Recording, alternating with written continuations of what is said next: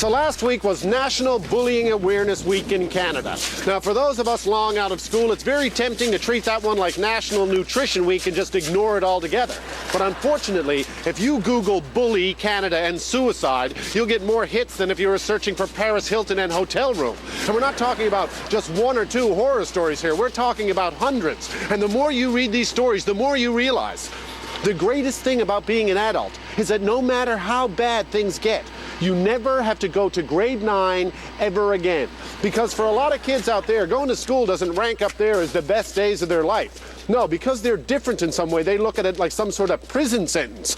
And you can't blame them, really. I mean, you walk in the door when you're 5 years old, they keep you for 12 years, you're not allowed to leave. Cripes, in this country, you do less time for murder. Now, of course, the minute you leave school, you immediately forget how bad it can be for some people. But you want to say to these kids who are being bullied, you know what?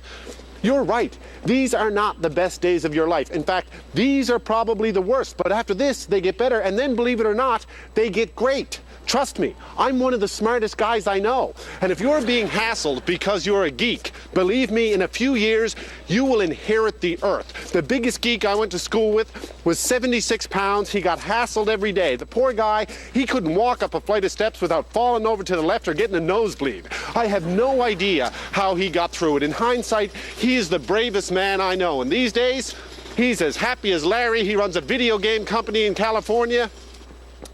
If I had his money, I'd burn mine.